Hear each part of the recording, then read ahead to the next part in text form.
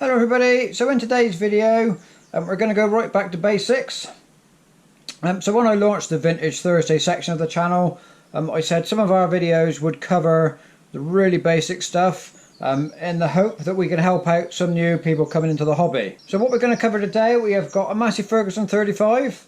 This is a TVO engine one, and what we're going to do, we're going to treat it like it is a spring service. So what we've done, we've just took it out of its storage. So it's been in storage all winter. We've just taken it out, we've brought it into the workshop. We're going to go through and check everything through. We're going to clean the points and we're going to clean the plugs and set the gaps on those. We're going to check the air filter, change the oil in the air filter. We're going to change the oil in the engine and just give it a general check over, make sure it's ready for the season ahead. So we're 2020 at the moment. Hopefully this video will knock around for a few years and help people out. But this year there is absolutely no shows going on. So this is aiming to be a guide for if you're taking your tractor to a show or a ploughing match or a road run or any of that kind of thing. What you would do to check it over. Although unfortunately this year nothing's going anywhere. So the first thing we're going to do, we're going to whip the spark plugs out, clean them and check them, and then we will do the points just to make sure, because over winter often you'll get a little bit of corrosion build up on the points in particular, and they will affect your spark. They may even stop you getting a spark, depending on how dry your winter storage is. You may need to do this before you can even start it. So that's what we're getting to first. Right, so first thing we do before we start fiddling with the ignition system, we're going to disconnect the battery. So you just need to take the earth strap off, just to make sure there is no power in the system, and no chance of shocks and sparking and accidental starting and all that. So we're perfectly safe now. Okay, so the first operation, we're going to check the points. So here's a distributor cap. We'll just get the clips off the side. Okay, and then the cap just lifts away. So I'll just pull that plug off to pull that lead off to keep it out of the way.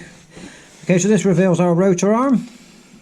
That will only fit one way, because as you can see, it's got a pimple inside there and a cut out there. So you cannot get that on wrong. There's an arrow marking it, and that is its direction of rotation during running. So you need to check this. It's nice and shiny, nice and clean. That's fine.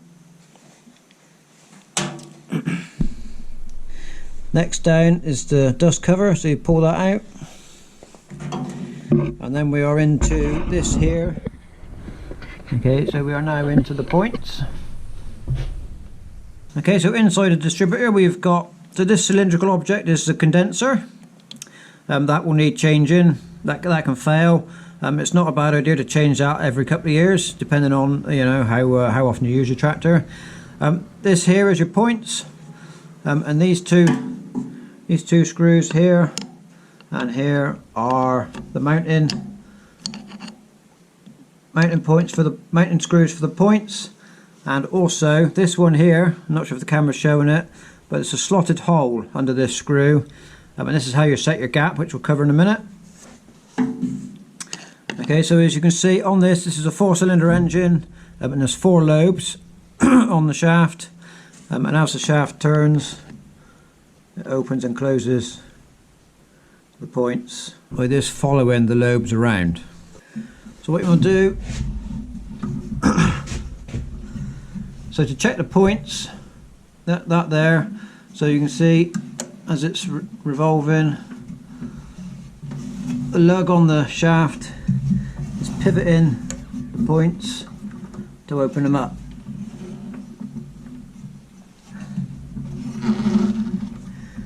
Okay, so if you're experiencing lack of spark after your storage, winter storage or any other time, first place to check is the points.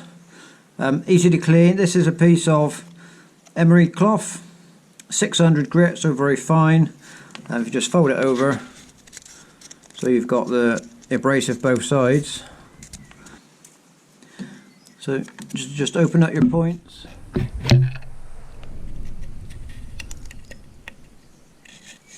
Put your paper inside, release the pressure, and withdraw the paper. That will clean them. Any corrosion inside of there, we'll clean it off. So you do that a few times.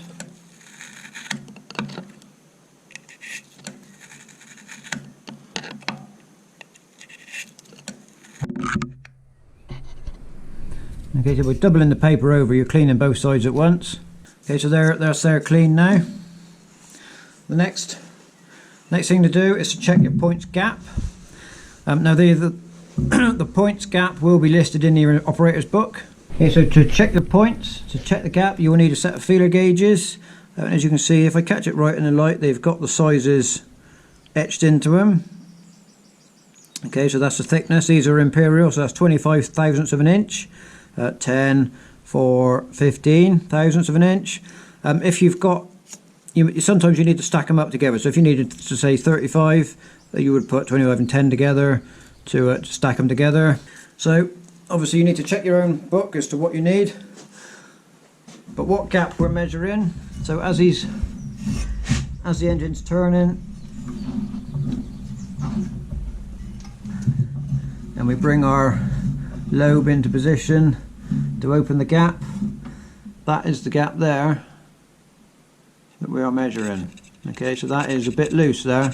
You can see that there's no, I'm not sure if the camera's picking it up, but there is that's not tight enough there. So what we'll do, we'll slacken our mounting screws.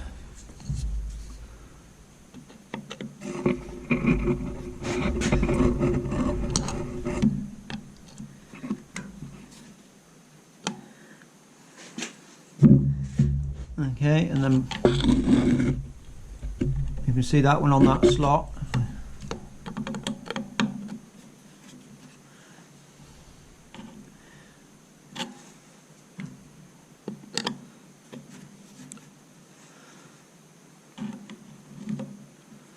Okay, and that slotted hole on this one is allowing that one to move, if you see. So we keep that one there. And we'll slide this to open, put our feeler gauge in, and then close it up.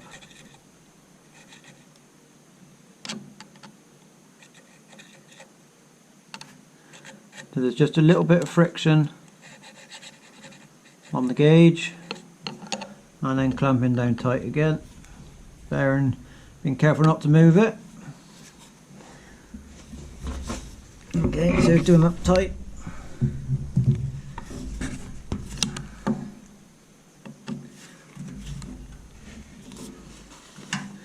And then one final check.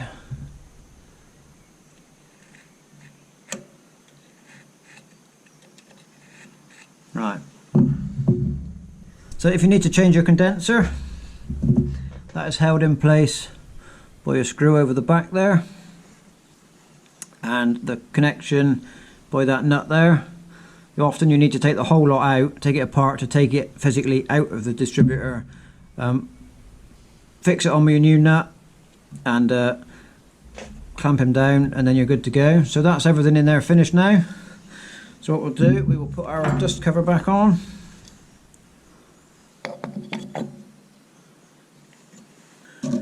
Followed by the rotor arm with its, again only one position. So we do a quick check up inside the distributor cap. Make sure there's no corrosion on either the center point, which is sprung loaded to run on the rotor arm, or any of the contacts. They're all clean. So we will then line up our points, line up our cap, clip it back on, and that is that part finished. Okay, so spark plugs out and clean and check next. I very much advise doing one at a time. Pull the lead off, take it out, clean it, put the lead back on, go on to the next one. Then you don't get these cables mixed up, because if they're not in the right order, it's never going to run. Alright, so we'll just take number one spark plug out, just with a spark plug spanner. Don't need to be over tight, just undo them.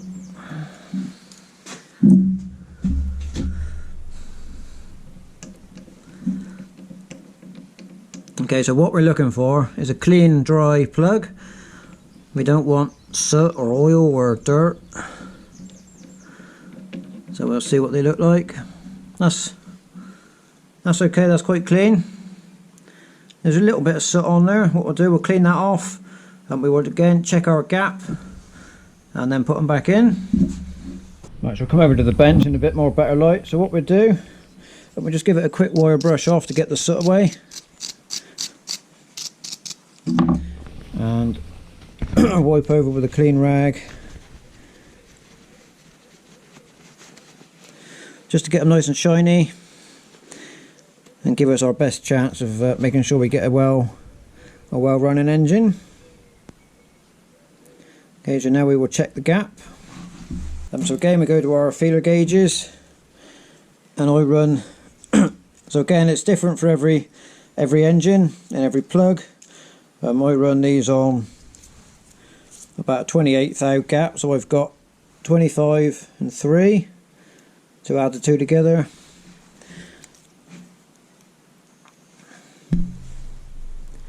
To just check our gap.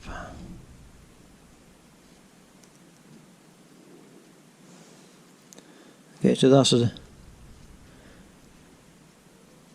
good there. That's a nice. It's a very slight bit of friction, which is what we're after. Okay, so if it was too wide, we would close them up a little bit, push that down to the electrode, or if it was too narrow, you can gently grip it with some pliers and adjust it. But that's good, I'm happy with that. So after a clean and a check, we'll just put that back in. Right, so once we're cleaned and the gap is set correctly, just screw it back in. Got to get the angle right, otherwise it won't catch.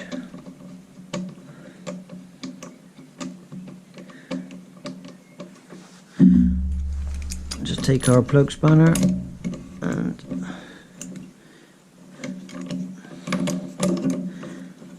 just enough tension on it to provide a good seal, and not over tight, otherwise they can break them or make it hard to get them out next time we want to clean them.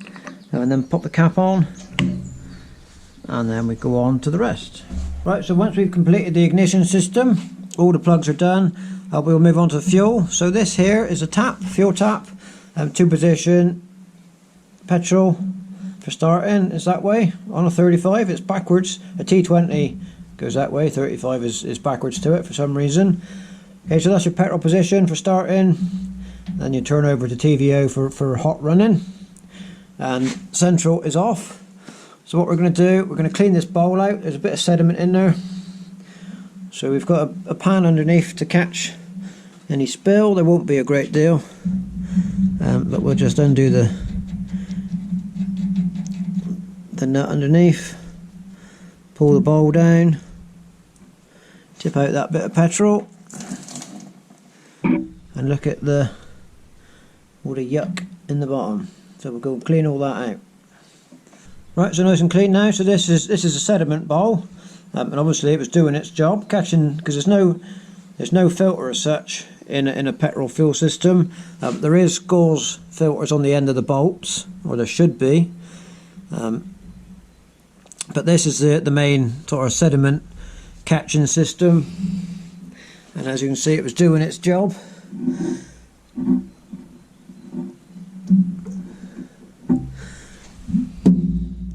So it can be replaced now, back up on, tighten its nut back up, just enough tension on there, but not over tightened. Right, so obviously the next stage in the system after the sediment bowl is the carburetor itself. Now I'm sure all of you that have got 35s or know about 35s will recognise this is the wrong carburetor on this tractor.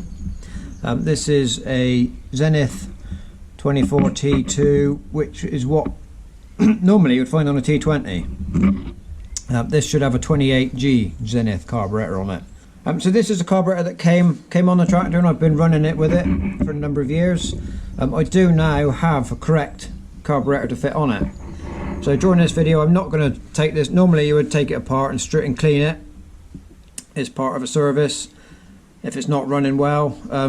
For the purposes of this video I'm going to leave it alone, because an upcoming video is going to be removing this carburetor, doing a full strip down and clean of the correct carburetor and setting it up and putting it on. So there's no point in me running through this now because it's not going to be used this year, you know, because nothing's happening this year. So there's no point in me doing it. I will do it in full when the proper video comes out in a few months' time. The next to check is a fan belt. This one, these early tractors, they've got these big wide fan belts, modern ones and newer ones than this, and the modern tractors nowadays, they're much narrower, but these early ones had the big wide ones, and this is not a million miles out actually, but we'll just give it a little bit of tension. So what we need to do, the dynamo has got the mounting bolts front and back, and at the bottom here is a tensioning bolt, so we'll slacken them off. So we'll just slacken the mounting bolts first.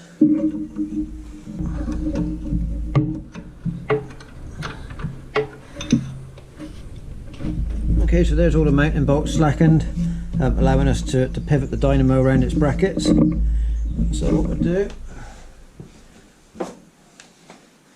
just get a pry bar and gently lever the dynamo outwards to put the tension on the belt.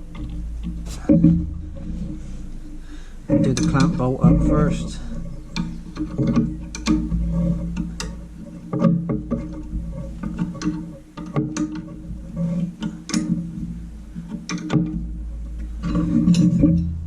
Okay, and that will hold it there then while we tighten up the... So that will hold it then while we tighten up the mounting bolts to hold it there. Okay, so that then gets us our desired tension on the fan belt, and you can see easily turns the engine over just by turning the fan. So at the final point on the dynamo, on the back edge, there is a little hole. Just above it, it says oil. So what we will do when it's running, when the engine's running, we will come in with our oil can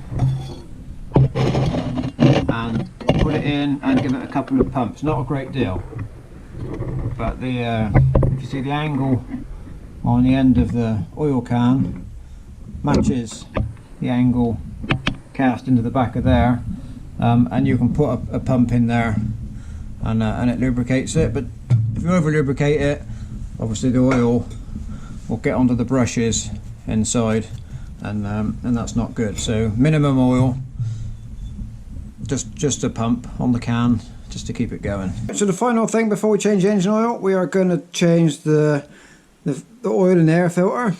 So this is an oil bath air filter, enters in the rubber hose at the top, comes down through the tube in the centre. The air then is forced in a sharp U-turn, so all the heavy particles get forced out of the air into the oil that is filled to this level here. The outside of that internal pipe through wire gauze here gets cleaned further before exiting out of this pipe and down into the carburetor. So what we need to do, undo this clamp, drop this bowl off, and then we will change the oil and clean out the bowl because all the silt will be stuck in the bottom. We just undo the screw clamp.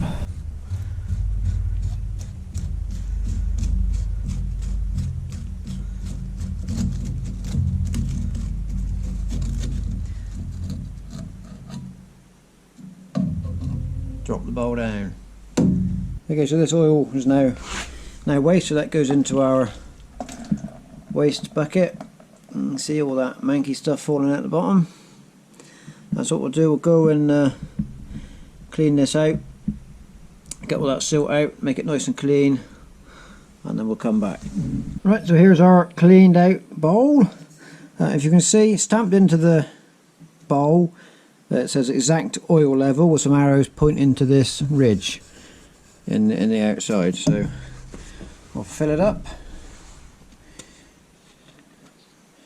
Just standard engine oil. Both sides of the little cup up to the ridge.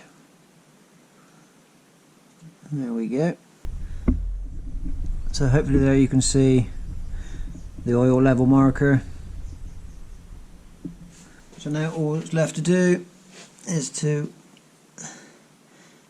put our cup back on the bottom, catch the clamp over it and tighten up.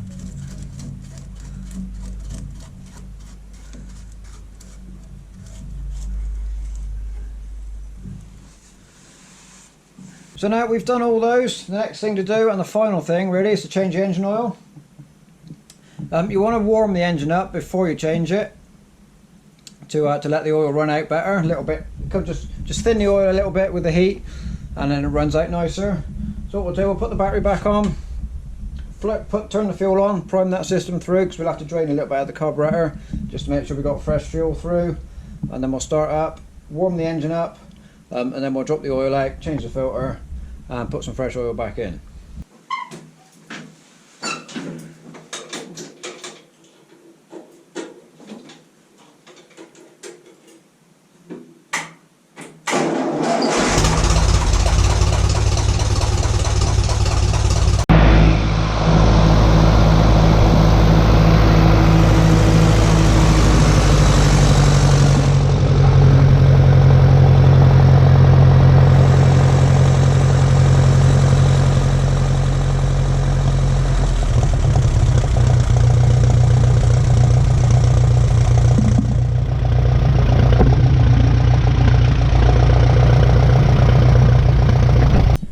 Right, as you can see, we've just got a little bit of temperature on the gauge now, and the oil will be nicely warmed through.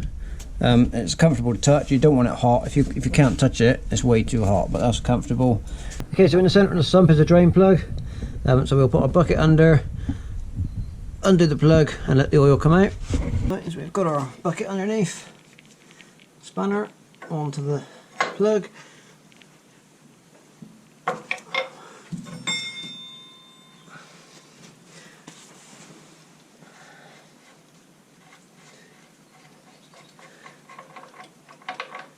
Just let it run without dropping the bung. Right, so while the oil's draining out, we can change the filter. So this is the filter here, held on. So the filter is inside the canister. There's a long bolt at the end here we need to undo, and that will then unscrew this canister, and the element is inside. While we're here, this is pressure relief valve. So if you're low on engine oil pressure, you can slacken that lock nut, put a screwdriver on the center screw, and by screwing it inwards will increase your pressure. Often these TVO engines at this age, they are suffering from low pressure, and you can up the pressure by just screwing them in a little bit and then retightening the lock nut. So we've moved our oil bucket across so it will catch the spills from the filter, because we are going to lose some oil here. So we will slacken the nut off, or the bolt.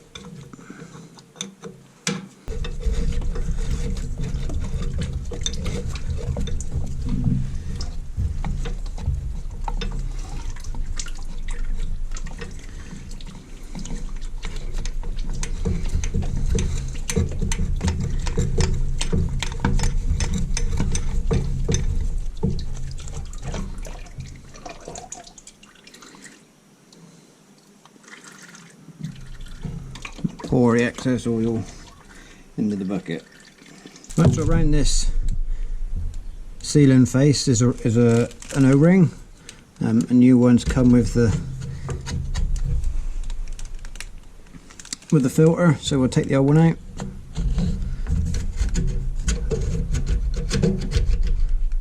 I think he might have fell out, and we'll put the new one in.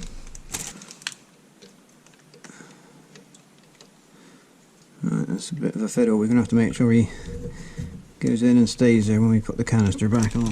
Okay, so this is the new filter. So we'll put it in the housing, put some oil in the canister, and then we'll put the oil in the canister so that we don't have to wait for the oil pump to fill it and be starving the engine, so it will be full up already, and then we will put it back on, screw them up tight. So here goes for not wasting too much oil.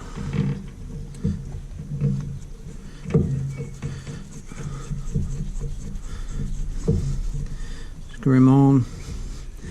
Just feeding our seal in.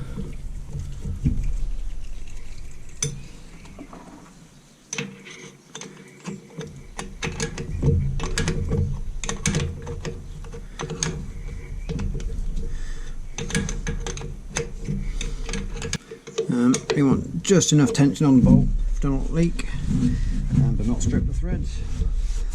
And then we'll just wipe the oil off, just so we can see if we've got any leaks when we do start up. Because if you get a leak, you can give it a little bit of a tweak.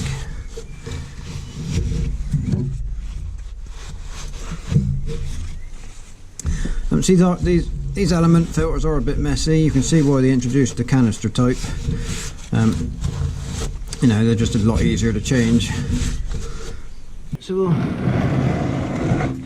put the bung back in.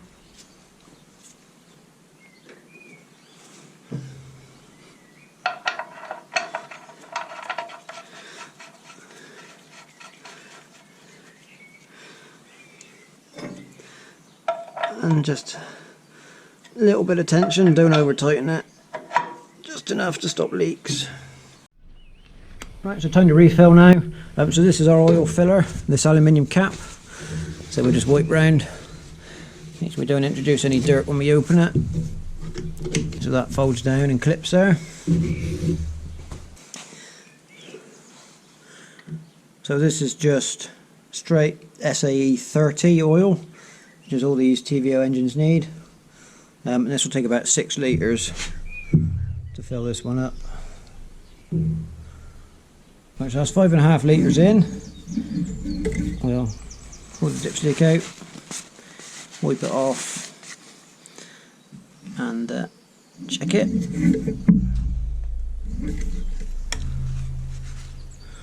Right, so we're just, maximum is here, oil level's here, and we'll put a little bit more in, because we do need a bit more in the filter, and then we'll go for a trial run. Right, so there's a bit more in and it's settled. Let's check our dipstick again.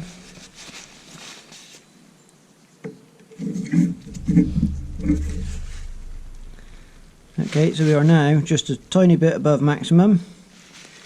So what we'll do, we'll start up, check for leaks, close our filler cap.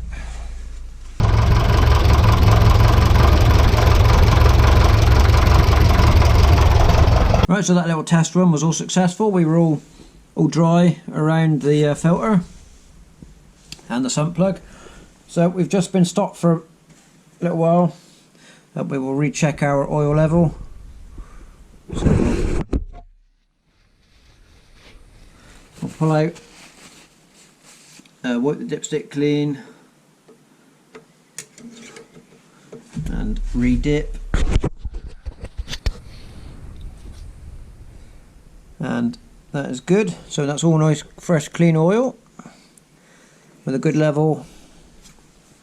So there we go, fully serviced, ready to face the season ahead. The season of not much this year, but hopefully we'll use it in a few other videos. There is a couple of other things I'm going to cover on this tractor in upcoming videos, in the future, so keep your eyes out for those.